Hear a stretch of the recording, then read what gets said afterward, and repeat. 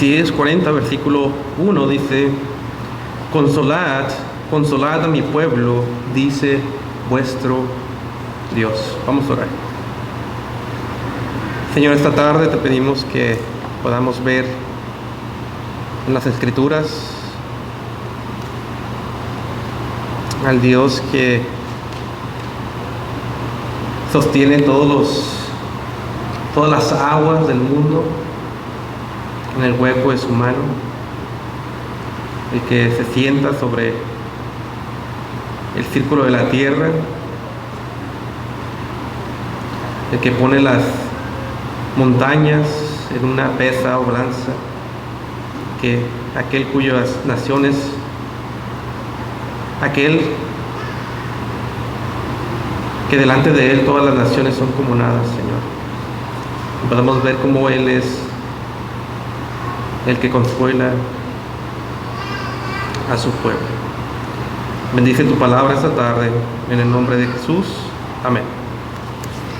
En nuestro pasaje de esta tarde, Dios quiere responderle a Judá una pregunta que les vendrá a su mente cuando sean llevados esclavos a Babilonia por su pecado.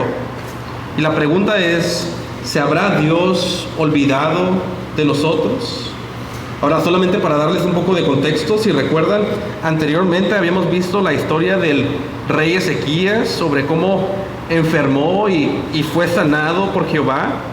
También vimos cómo Ezequías pecó después de ser sanado por Dios al enseñarle todos los tesoros de Jerusalén a los babilonios. Y por este pecado de Ezequías vimos que Isaías le profetizó como juicio que en el futuro los hijos de Ezequías y Jerusalén y todos los tesoros de Jerusalén serían llevados cautivos a Babilonia. Y en nuestro pasaje de hoy, Dios, sabiendo que un día Judá va a estar en cautividad dentro de Babilonia, Él sabe que su pueblo va a empezar a hacerse una pregunta: ¿se habrá Dios olvidado de nosotros? Y si somos honestos, esta es una pregunta que a veces nos hacemos nosotros cuando pecamos en nuestra incredulidad. ¿Se habrá Dios olvidado de nosotros? Y es aquí donde Dios les manda estas buenas nuevas de consolación al pueblo. Y este mensaje lo veremos en dos puntos. Punto número 1, las buenas nuevas de consolación. Y punto número 2, la consolación del Dios quien llama a las estrellas por nombre. El título del sermón es: la consolación del Dios quien llama a las estrellas por nombre. Punto número 1, las buenas nuevas de consolación. Note conmigo el versículo 1. Isaías 40, versículo 1 dice: consolad, consolad a mi pueblo, dice vuestro Dios. Aquí en el versículo 1, después de que Isaías profetizó el juicio, que un día Judá sería llevada cautiva a Babilonia, aquí Dios le manda a Isaías a profetizarle al pueblo consuelo en medio de este juicio que vendría por el cautiverio en Babilonia. Y noten que Dios hace repetición aquí. Le ordena a Isaías consolar 2 veces para dar énfasis de su deseo de consolar a su pueblo. Aplicación número 1. Uno solamente puede imaginar al pueblo de Dios triste en Babilonia como prisioneros políticos por causa de su pecado. Ahora, este cautiverio todavía no sucedía, sino que iba a suceder como más o menos 100 años en el futuro, desde que lo profetiza Isaías. Pero cuando el pueblo de Dios estuviera en cautiverio, los judíos tendrían estas palabras de Isaías para consolarlos y recordar que Dios no había terminado con ellos. Y una vez más, cuando nosotros seamos tentados a pensar que Dios se ha olvidado de nosotros, abramos nuestras Biblias y leamos las palabras de Dios: consolad, consolad a mi pueblo. Aplicación número 2. En los evangelios se habla de un hombre piadoso llamado Simeón, quien esperaba la consolación de Israel. Y se nos dice que le fue revelado por el Espíritu Santo a Simeón que él no vería la muerte hasta ver con sus propios ojos la consolación de Israel. Y se nos dice que esto se cumplió cuando vio a Jesús en el templo, pues Simeón, al ver a Jesús, vio con sus propios ojos la consolación de Israel, vio a Jehová encarnado, vio la esperanza del pueblo. Noten el versículo 2. Dios le dice a Isaías: hablad al corazón de Jerusalén y decidle a voces que su tiempo se ha cumplido, que su pecado es perdonado, que doble ha recibido de la mano de Jehová por todos sus pecados. Aquí una vez más vemos cómo Dios quiere que Isaías le hable al pueblo con gracia y les dé estas buenas nuevas de consolación. Pues Dios quiere que Isaías le diga al pueblo que el tiempo se ha cumplido y que su pecado es perdonado. Y noten el lenguaje del versículo 2. Dice que el pueblo ha recibido el doble de la mano de Jehová por sus pecados. Esto quiere decir que Dios le está diciendo que el pueblo ya cumplió con su castigo por sus pecados al estar en Babilonia. Y como vemos en otros pasajes, estuvieron en Babilonia o estarán en Babilonia 70 años hasta que llegaría el tiempo de salvación. Una vez más, es importante notar que esto no ha sucedido aún no han sido llevados a Babilonia, pero Dios les deja esta profecía para recordarles que el cautiverio, cuando llegue ese momento, no durará para siempre, sino que durará, como vemos en Jeremías, por ejemplo, solamente 70 años, y después Dios volverá a tener misericordia de su pueblo. Noten conmigo el versículos 3 al 5. Isaías 40, versículos 3 al 5. Dice: voz que clama en el desierto, preparad camino a Jehová, enderezad calzada en la soledad a nuestro Dios. Todo valle sea alzado y bájese todo monte y collado, y lo torcido se enderece y lo áspero se allane, y se manifestará la gloria de Jehová, y toda carne juntamente la verá, porque la boca de Jehová ha hablado. Aquí en los versículos 3 al 5, Isaías llama al pueblo a prepararse, porque Jehová manifestará su gloria a toda carne, no solamente a Israel, sino a toda carne, también a los gentiles. Pregunta: ¿alguien reconoce las palabras de esta profecía? De los versículos 3 al 4, de la voz que clama en el desierto. Vayan conmigo ahí, guarden su lugar ahí y vayan conmigo a Mateo capítulo 3. Mateo capítulo 3, pues estas son las palabras que se usan para describir en el Nuevo Testamento a Juan el Bautista, quien viene a preparar el camino para el Mesías. Note conmigo Mateo capítulo 3, en el versículo 1, Mateo 3, versículo 1 dice: y en aquellos días vino Juan el Bautista predicando en el desierto de Judá y diciendo: arrepentíos, porque el reino de los cielos se ha acercado. El versículo 3 dice: porque este es aquel de quien fue dicho por el profeta Isaías, que dijo: voz de uno que clama en el desierto, preparad el camino del Señor, enderezad sus sendas. Ahora, cuando leemos esto en Isaías, no es muy claro, pero cuando vemos el Nuevo Testamento, nos da más información y se nos dice que esa profecía se trata y se cumple finalmente en Juan el Bautista, quien iba a preparar el camino. Recuerdan, en Isaías dice que se va a revelar la gloria de Dios. Juan el Bautista vino a preparar el camino para que se revelara la gloria de Dios en la venida del Mesías. Y aquí vemos a Juan el Bautista predicando: arrepentíos, porque el reino de los cielos se ha acercado. Y esto de preparar el camino es que en el mundo antiguo los reyes mandaban a sus heraldos delante de ellos para preparar el camino por donde los reyes pasarían. Y esto era el ministerio de Juan el Bautista: preparar el camino para Jesús, el Mesías. Noten conmigo el versículo 11. Dice: yo a la verdad os bautizo en agua para arrepentimiento, mas el que viene después de mí es más poderoso que yo, el cual yo no soy digno de llevar el calzado. Él os bautizará en Espíritu Santo y fuego. Juan el Bautista venía a preparar el camino por aquel quien era, Juan el Bautista ni siquiera era digno de desatar sus sandalias. Si leen el pasaje completo, vemos cómo Juan el Bautista predicaba, pues aun cuando venían los fariseos a bautizarse, él les llamó generación de víboras, les llamó hipócritas. Y como aplicación, esto vemos que si uno quiere recibir la consolación de Dios, uno debe de venir al Señor con arrepentimiento, abandonando tu pecado. Y la consolación de Dios es manifestada en Jesús, de quien Juan el Bautista ni siquiera era digno de desatar las sandalias. De esto profetizó Isaías 700 años más o menos antes de que sucediera. Ahora, regresando a Isaías, lo tienen conmigo rápidamente, regresando a Isaías, el versículo 6. Dice, voz que decía, da voces, y él respondió, ¿qué tengo que decir a voces? Toda carne es hierba y toda su gloria como flor del campo. Aquí en el versículo 6 hay un tipo de conversación profética, donde Isaías escucha que toda carne o todo ser humano es como la hierba o como la flor del campo. ¿En qué sentido es el hombre como hierba o la flor del campo? Nota en el versículo 7. La hierba se seca y la flor se cae, porque el viento de Jehová sopló en ella. Ciertamente hierba es el pueblo. El hombre es hierba y flor en el sentido de que se seca y cae.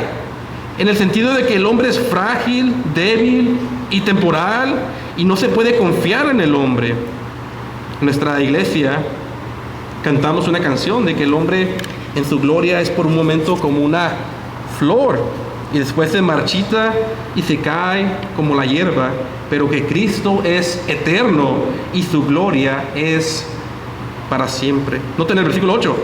Se seca la hierba, se cae la flor, mas la palabra del Dios nuestro permanece para siempre. Aquí de la misma manera el profeta nos dice que el hombre se marchita y cae como la flor y la hierba, pero le da esperanza al pueblo a decirles que la palabra de Dios permanece para siempre. Y esto lo dice una vez más en el contexto de la profecía de consolar a su pueblo. Pues se va a cumplir esto de que van a ser juzgados por Babilonia, van a ser llevados al cautiverio, pero después pueden confiar que van a ser consolados por Dios mismo. Y esta palabra de Dios es confiable. Aplicación. Como aplicación, ¿quieres construir tu vida en un fundamento seguro? ¿Quieres construir tu matrimonio en un fundamento seguro? Hazlo sobre la palabra de Dios que permanece y dura para siempre. Aplicación número 2, el apóstol Pedro cita este versículo en el Nuevo Testamento y lo aplica al Evangelio. Escuchen cómo dice Primera de Pedro 1:24, dice, porque toda carne es como hierba y toda la gloria del hombre como flor de la hierba se seca y la flor se cae, mas la palabra del Señor permanece para siempre, y esta es la palabra que por el Evangelio os ha sido anunciada. Es el Evangelio el cumplimiento de esta palabra, de este fundamento que permanece para siempre, que es seguro, que es confiable. Note conmigo el versículo 9. Isaías 40, versículo 9 dice, súbete sobre un monte alto, anunciadora de Sión. Levanta fuertemente tu voz, anunciadora de Jerusalén, levántala, no temas. Di a las ciudades de Judá, he aquí vuestro Dios. Básicamente, Dios llama a Isaías a que Sión anunciara las buenas noticias de que vendría la salvación después del cautiverio de Babilonia. Pero como vemos aquí, esto es tipología. La salvación de Babilonia apunta a una salvación más grande, pues como vimos esto se cumple en Juan el Bautista anunciando el camino, preparando el camino del Señor, predicando el arrepentimiento, porque el mundo entero o toda carne vería la gloria de Jehová. ¿Cuándo vio toda carne la gloria de Jehová? Cuando llegó el Mesías hace 2000 años. Es que vemos que esta salvación de Babilonia apunta a una salvación mayor, a la salvación de nuestros pecados. Noten el versículo 10. He aquí que el Señor Jehová vendrá con poder y su brazo señoreará. He aquí que su recompensa viene con él y su obra delante de su rostro. Aquí nos dice la profecía que cuando venga el Señor vendrá con recompensa para los creyentes fieles, y en el contexto es cuando Él venga a salvar a su pueblo de Babilonia. Noten el versículo 11. Como pastor apacentará su rebaño, en su brazo recogerá los corderos y en su seno los llevará, conducirá suavemente a las paridas. Aquí se profetiza que cuando Dios venga y salve al pueblo de Babilonia, Él será un rey como un pastor, que tendrá cuidado de sus ovejas de una manera tierna, con gracia, Y vemos una vez más que esto se cumple en Cristo, el buen pastor. Pues vemos que los religiosos del tiempo de Jesús eran los acelerados, quienes servían por interés propio y no por amor a Dios o al pueblo. Pero este Jesús, como buen pastor, dio su vida por las ovejas. Y vemos la gran consolación que recibiría el pueblo de Dios después de ser cautivos en Babilonia. Y una vez más, esto apunta a una salvación más grande cuando el pastor de las ovejas, Jesús, muere por el pecado de su pueblo. Él es la consolación de Israel. Consolad a mi pueblo. Ahora ya vimos el punto número 1, el mensaje de consolación. Ahora veamos el punto número 2, y en esta parte pongan mucha atención, porque este es uno de los pasajes de las Escrituras que más exalta al Dios Trino.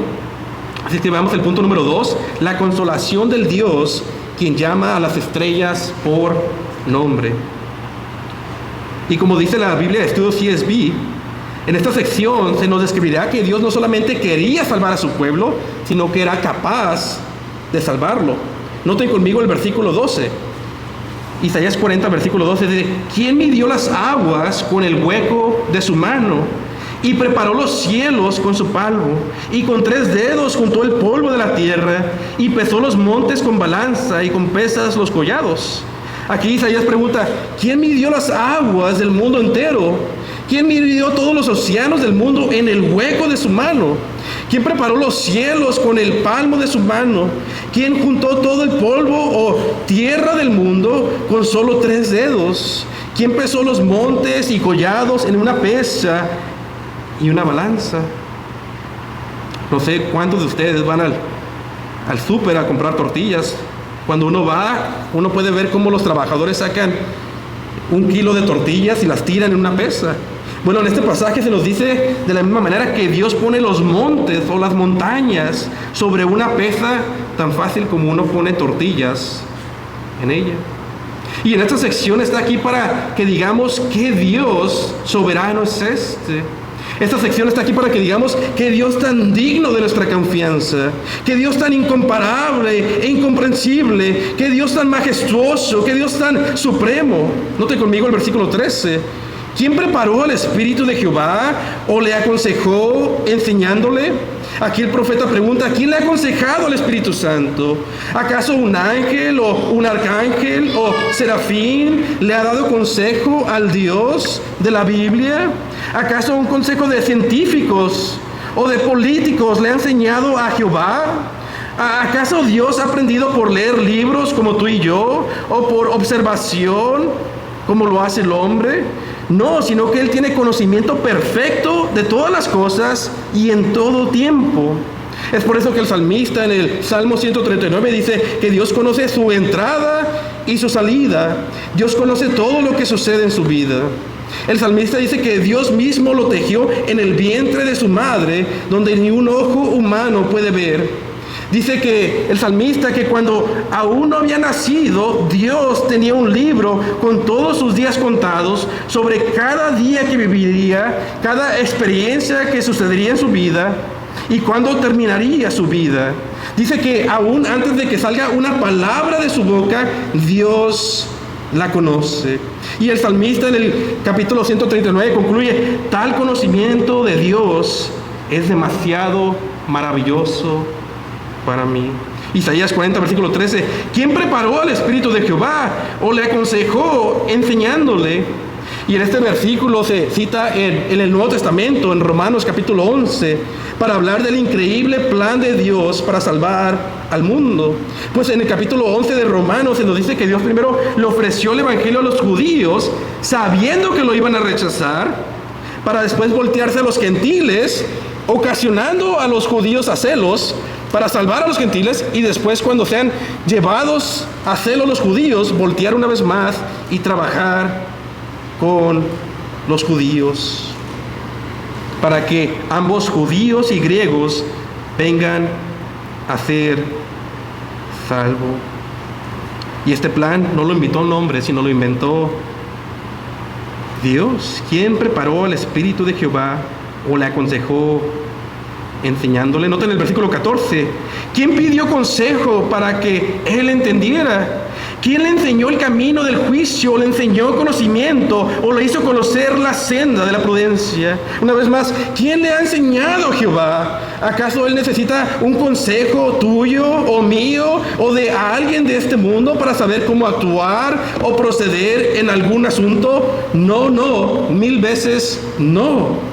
Noten el versículo 15. He aquí que las naciones son estimadas como gota en el balde y como polvo en la balanza. He aquí que levanta las islas como cosa menuda. Esta última semana escuché varias veces el Salmo capítulo 2 que cantamos como iglesia en las redes sociales y fue de gran bendición escuchar vez tras vez cuando el Padre, Dios Padre, le dice a Cristo: pídeme y te daré todas las naciones. Qué increíble salmo. Bueno, aquí Isaías se nos dice que todas las naciones son para Dios como una gota de agua en un balde o en un contenedor, y como polvo en una balanza, y las islas del mundo Dios las levanta tan fácil como si fuera a levantar un granito de arena. Noten el versículo 16. Ni el Líbano bastará para el fuego, ni sus animales bastarán para el sacrificio.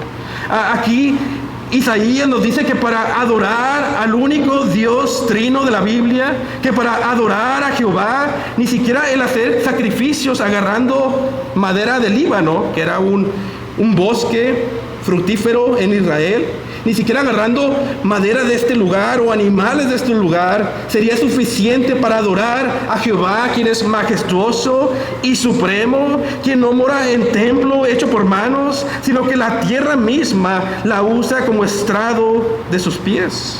Noten el versículo 17. Como nada son todas las naciones delante de él, y en su comparación serán estimadas en menos que nada, y que lo que no es.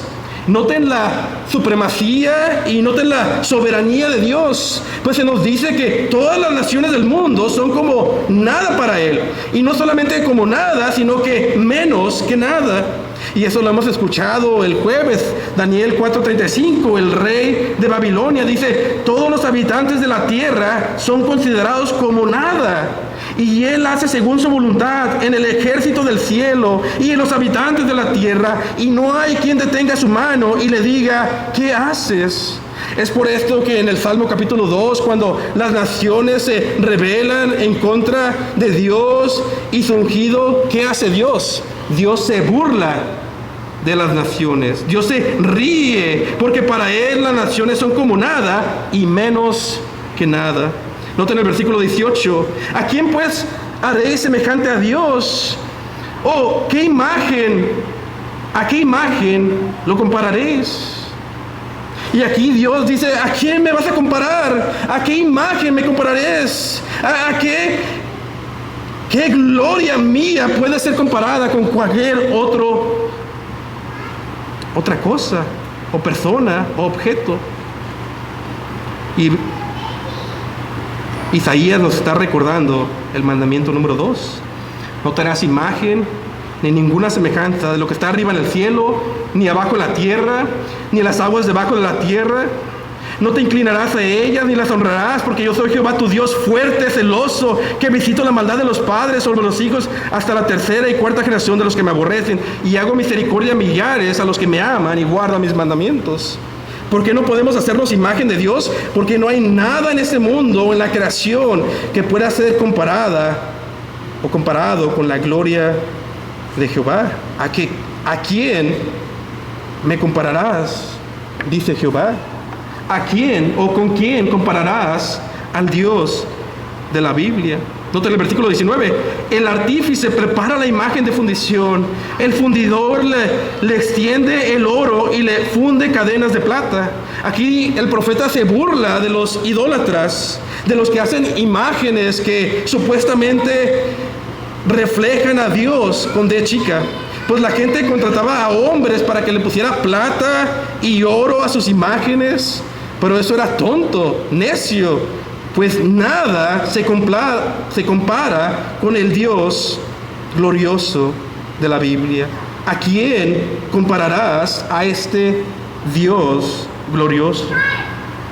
Nuestro hermano Medrano Le pedí permiso para compartir esto, pero no sé si me entendió. Pero lo voy a usar. Me dijo que sí. Nuestro hermano Medrano nos ha compartido su testimonio muchas veces de cómo él era un monaguillo en la Iglesia Católica Romana. Dice que su trabajo era pintar y vestir a una, y es la palabra que él usa, a una mona, a la Virgen de Guadalupe. Y él dice que en su testimonio dice cómo él empezó a pensar a sí mismo lo que dice el Salmo sobre los ídolos, que tienen ojos pero no ven, pies pero no caminan, y que los practican la idolatría, son igual de impotentes que sus ídolos. ¿A quién compararás? ¿Con quién compararás a Jehová? Y te pregunto, ¿por qué pecado compararás a Jehová? ¿Por qué deleite compararás a Jehová? ¿Por qué deleite temporal del pecado compararás al glorioso Jehová? El que cambia a Jehová por un pecado es tan tonto como un ídolo que está hecho de un muñeco, que no habla, no ve.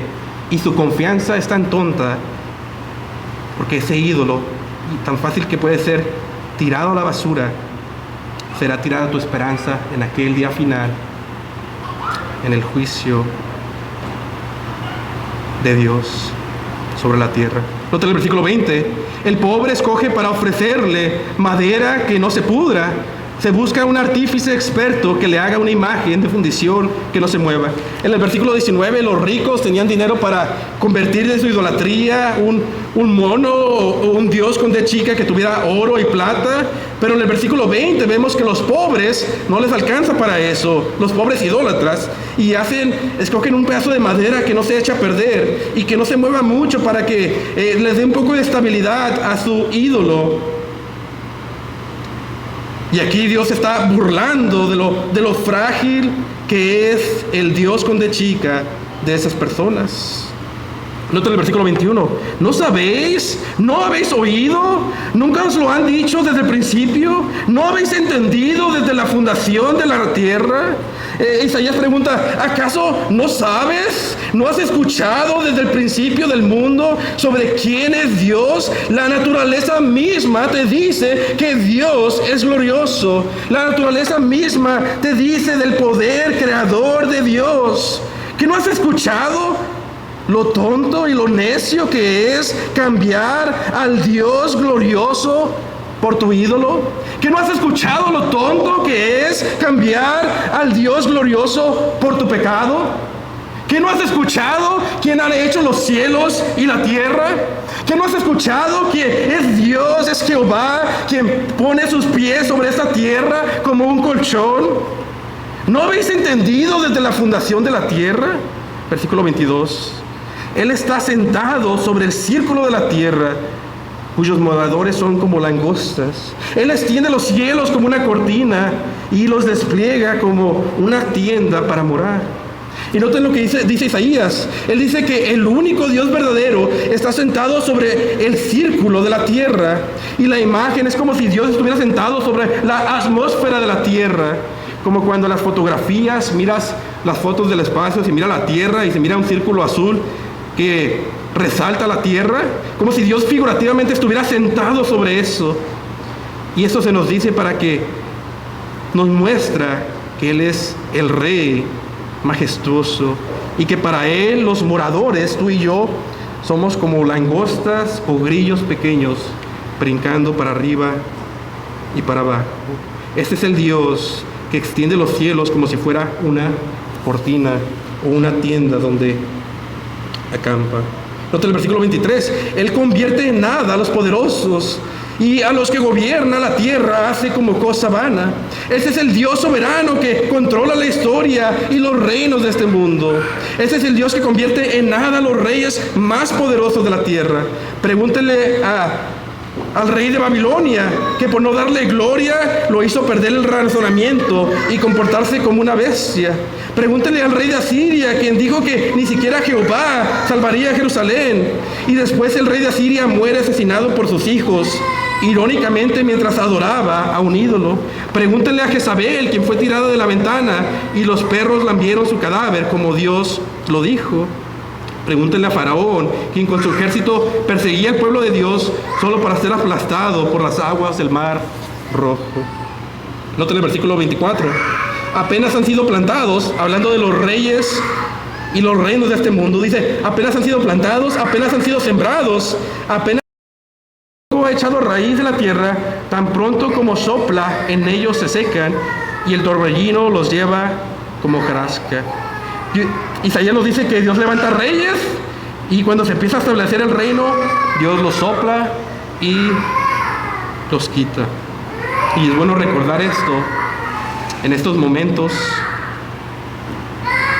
donde los políticos, los gobernantes están en inestabilidad social, como vimos ayer, como vieron muchos ayer en las noticias.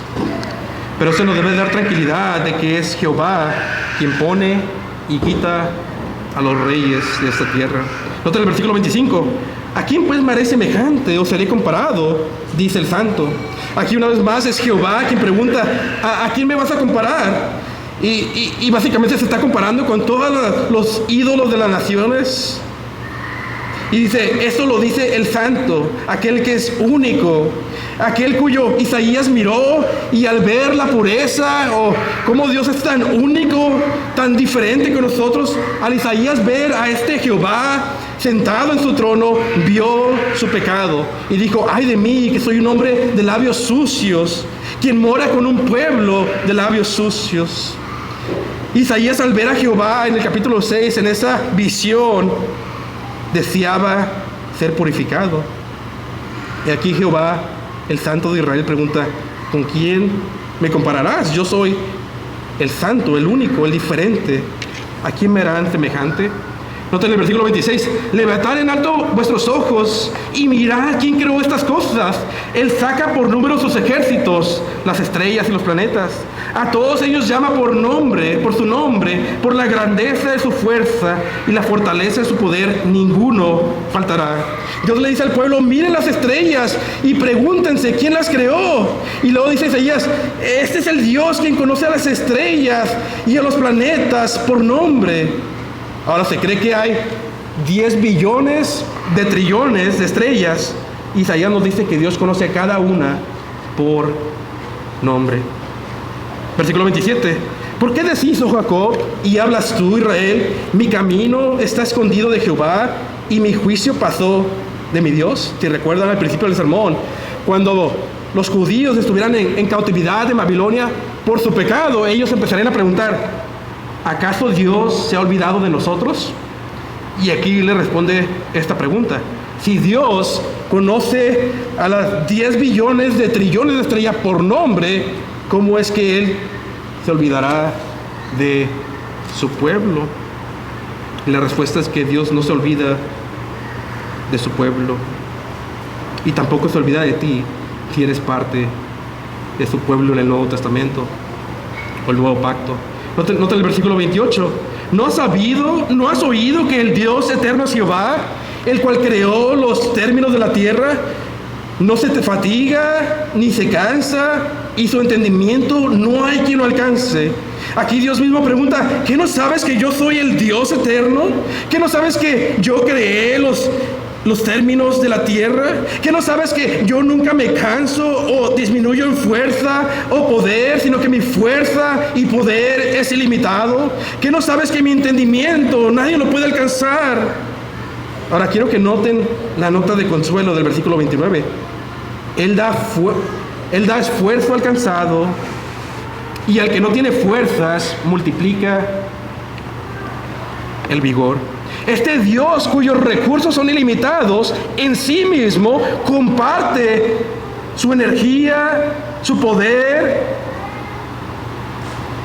con los cansados de su pueblo que esperan en Él. Este es el Dios que multiplica las fuerzas de los que están flaqueando, pero siguen o perseveran en la fe en Él. Versículo 30, los muchachos se fatigan y se cansan, los jóvenes flaquean y caen. En el versículo 30, los muchachos y los jóvenes son aquellos que están en el tope de su fuerza, en el tope de su vigor, pero aún los jóvenes y los muchachos en el punto más alto de su fuerza y su vigor, aún ellos se cansan, se fatigan y caen. Versículo 30, los muchachos se fatigan y se cansan, los jóvenes flaquean y caen. Versículo 31, pero los que esperan a Jehová tendrán nuevas fuerzas, levantarán alas como las águilas, correrán y no se cansarán, caminarán y no se fatigarán. Y noten el consuelo de Dios a su pueblo, pues dice que todos los que esperan en Él tendrán nuevas fuerzas, levantarán alas como las águilas, correrán pero no se cansarán, caminarán y no se fatigarán, porque la fuerza de ellos viene de Jehová, quien tiene fuerza ilimitada en sí mismo, y Él le da gracia a su pueblo. Ahora recuerden el contexto, están como esclavos en Babilonia, están desanimados, están cansados, y es en esos momentos que llegan las buenas nuevas de consolación, que Dios no se había olvidado de ellos. Y no solo eso, sino que Dios les daría fuerzas nuevas como el águila a los que esperan en su gran salvación. Los muchachos se fatigan y se cansan, los jóvenes flaquean y caen, pero los que esperan a Jehová tendrán nuevas fuerzas, levantarán alas como las águilas, correrán y no se cansarán, caminarán y no se fatigarán. Explicación número 1. ¿Quieres recibir la consolación de Dios? No seas como los judíos en los tiempos de Juan el Bautista, que querían bautizarse, pero vivían en hipocresía y pecado. Pues a estos Juan llamó generación de víboras y los llamó a producir frutos de arrepentimiento. Pues si verdaderamente quieres recibir la consolación de Dios en el Evangelio, debes de venir en arrepentimiento, abandonar tu pecado y correr a Cristo, quien es la consolación de Israel. Porque si no lo haces, no recibirás consolación, sino recibirás el juicio y el ser lanzado al infierno por tu pecado. Pero me preguntarás, predicador, ¿cuál es la gran consolación del Evangelio que vale más que el deleite de mi pecado? Te diré cuál es la consolación del Evangelio: que Jehová, el que se sienta en el círculo de la tierra, que Jehová, quien en el hueco de su mano sostiene el agua de la tierra, que Jehová, quien pone en una pesa los montes de este mundo, que Jehová, el incomparable del universo, el que dice: ¿con quién me compararás? Que Jehová, quien jamás ha recibido consejo de alguien, pues su conocimiento es demasiado maravilloso para nosotros. Que Jehová, quien llama a las estrellas por nombre, este Jehová se humilló a sí mismo, se encarnó y vino como el hombre Dios. Y cuando vino para los hombres fue considerado como raíz de tierra seca, dice el profeta, es decir, sin hermosura y atractivo en él cuando fue crucificado. Y el misterio y la gloria del Evangelio es que en una cruz de madero colgó aquel quien se sienta en el círculo de la tierra, encarnado por nuestro pecado, para reconciliarnos a Dios. Y Él resucitó y ascendió a la diestra del Padre, y su reino está creciendo y creciendo y creciendo. Oh, qué gran misterio, oh, qué gran consolación el Evangelio en nuestra salvación. Aplicación número 2. Decía A.W. Tozer, lo más importante sobre ti es lo que viene a tu mente cuando piensas en Dios.